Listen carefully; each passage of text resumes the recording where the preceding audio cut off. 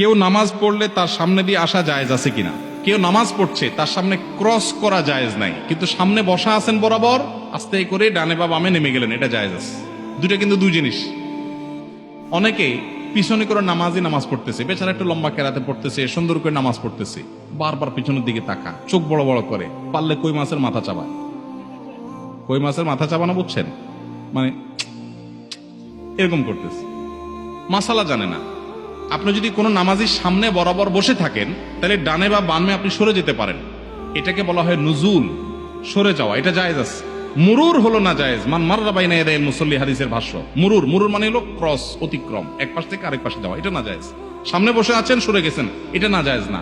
সুউদ মুরুর, সুউদ এবং নুজুল এই দুইটা জায়েজ, মুরুর না জায়েজ। হাদিসে মুরুর নিষেধ করা হয়েছে, সুউদ আর নুজুল নিষেধ করা হয়নি। আপনি নামাজ পড়ছেন, সামনে জায়গা ফাঁকা, জামাত দাঁড়ায় গেছে, তো আপনি পেছন থেকে সোজা নামাজের বরাবর দাঁড়ায় গেছেন, ডানেও যান নাই বামেও যান নাই, বরাবর যা দাঁড়ায় গেছেন, এটা জায়েজ আছে।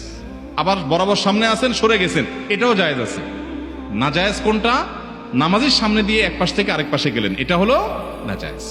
অতএব যত দেরি হোক, যত কষ্ট হোক, সবর করবেন এবং ক্রস করবেন না। আর যিনি নামাজে দাঁড়াবেন, তারও দায়িত্ব হলো যে মানুষের চলাচলে ব্যাঘাত হয় এরকম কোনো জায়গায় নামাজের নিয়ত করবেন না। এখন জামাতে নামাজ এক দুই রাকাত ছুটে গেছে, বেচারা সেগুলো আদায় করতেছে, তার তো কিছু করার নাই। এক্ষেত্রে সামনে মুসল্লিরা হাঁটাহাঁটি করবে না। অনেক সময় দেখা যায় নামাজিরা এক দুই রাকাত মিস করেছেন, মাসবুক হয়েছেন, তারা নামাজ পড়ছেন, আর বাকিরা উঠে হাঁটাহাঁটি শুরু করছে নামাজের সামনে দিয়ে। নবী সাল্লাল্লাহু আলাইহি ওয়াসাল্লাম বলেছেন, নামাজি ব্যক্তির সামনে ক্রস করা, হাঁটাহাঁটি করা, এটা কত বড় অপরাধ, এর শাস্তি কত জঘন্য হবে, এটা যদি মানুষ জানতো, 40 পর্যন্ত মানুষ অপেক্ষা করতো। 40 বলতে 40 দিন না বছর, সেটা নবী সাল্লাল্লাহু আলাইহি ওয়াসাল্লাম বলেন নাই। তাহলে বোঝা গেল যে ক্রস করা, অতিক্রম করা জায়েজ নাই। যত সময় লাগুক প্রয়োজন অপেক্ষা করতে হবে, সবর করতে হবে। নবমণ্ডল এবং ভূমণ্ডল সৃষ্টি থেকেই বছরকে আল্লাহ তাআলা 12 মাসে বিভক্ত করেছেন। 12 মাসে বছর বিভক্ত হওয়ার এই ইতিহাস নবমণ্ডল এবং ভূমণ্ডল সৃষ্টির দিন থেকেই, এটা স্বয়ং আল্লাহ শুরু করেছেন। এটা কারোর সৃষ্টি, কারোর আবিষ্কার নয়। মিনহা আরবাআতুন হুরুম, আল্লাহর দেওয়া সেই 12 মাসের যে সংস্কৃতি বা ধারণা, গোটা পৃথিবীতে নানাভাবে সেটা মানুষ পালন করে। কোথাও ঈসাই বর্ষ পালন হয়, কোথাও বাংলা বর্ষ পালন হয়, কোথাও অন্য কোনো বর্ষ পালন হয়, বহু বর্ষ পৃথিবীতে প্রচলিত আছে। এর মধ্যে হিজরি বর্ষের 12 মাসের মধ্যে আল্লাহ তাআলা বলছেন, মিনহা আরবাআতুন হুরুম, 4টি মাস আছে যে মাসগুলো মর্যাদাপূর্ণ মাস, সম্মানিত মাস। আল্লাহ তাআলা এই মাসগুলোকে মর্যাদা দিয়েছেন, সম্মান দিয়েছেন।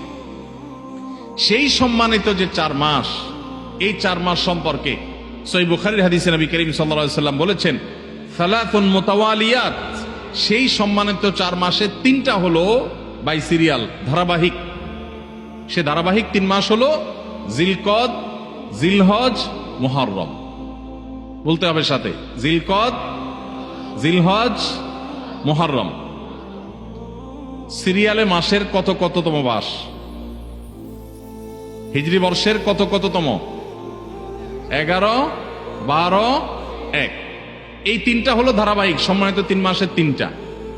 অর্থাৎ আমরা যে রমজানের রোজা পালন করার পরে শাওয়াল আসে, এই শাওয়াল চলে গেলেই টানা ধারাবাহিকভাবে 3 মাস, এগুলো হলো সম্মানিত মাস। ওয়া রাজব ওয়া মুদর আল্লাযী বাইনা জুমাদা ওয়া শাবান, 4র্থ মাসটা হলো রজব মাস, যেটা জুমাদা সানি আর রজবের মধ্যবর্তী, শাবানের মধ্যবর্তী, অর্থাৎ এই যে মাসটাতে আমরা আছি এটা। তাহলে এটা হলো সম্মানিত 4 মাসের একটা।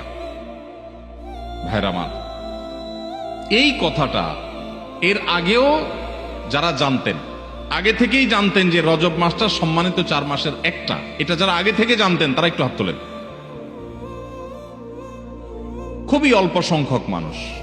তাহলে আজকের মাহফিল থেকে নেওয়ার মতো একটা জিনিস ইতিমধ্যে আমরা পেয়ে গেছি, সেটা হলো সম্মানিত 4 মাস বছরের রমাদানটা সবচেয়ে সেরা, সেটার কোনো আলোচনা নাই, সবকিছুর ঊর্ধ্বে।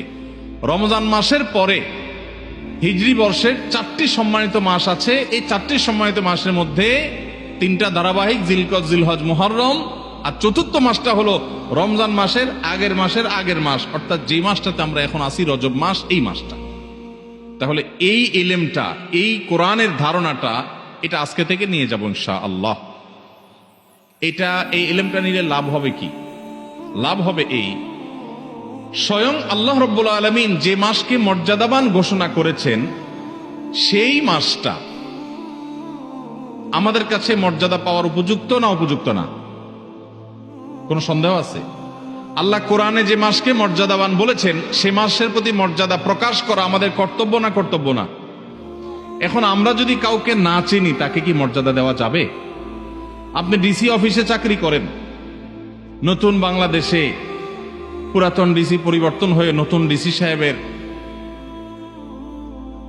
এখানে পোস্টিং হয়েছে। আপনি বিমানের করে ঢাকায় আসছেন, আপনার পাশের সিটেই ডিসি সাহেব বসে আসছেন, উনি যোগদান করার জন্য আসছেন। আপনি ডিসি অফিসের একজন সাধারণ কর্মচারী। পাশের সিটে যে বেচারা আসছে, যে লোকটা আসছেন তিনি ডিসি হিসাবে এখানে জয়েন করবেন। আপনি জানেন না যে তার অধীনেই আপনার কাজ করতে হবে সামনে। তাহলে সেক্ষেত্রে আপনি পাশের সিটের লোক হিসাবে তাকে বিশেষ কোনো কেয়ার কি করার কথা? কিন্তু যদি আপনি টের পান, জানতে পারেন যে উনি এখানে জয়েন করবেন এবং তার অধীনে আপনার কাজ করতে হবে, তাহলে আপনার ভিতরে একটু পরিবর্তন হবে নাকি হবে না? কথাটা পরিষ্কার না? পরিবর্তন হবে না? আপনি নড়ে চড়ে বসবেন, সার বলতে বলতে মুখে ফেনা তুলে ফেলবেন, ঠিক না বে ঠিক? পরিচয় না জানলে তো আপনি সম্মানও দিতে পারবেন না, উল্টাপাল্টা আচরণ করে বরং অফিসে আইসা বিপাকেও পড়তে পারেন, ঠিক না বে ঠিক? ভাইরা আমার,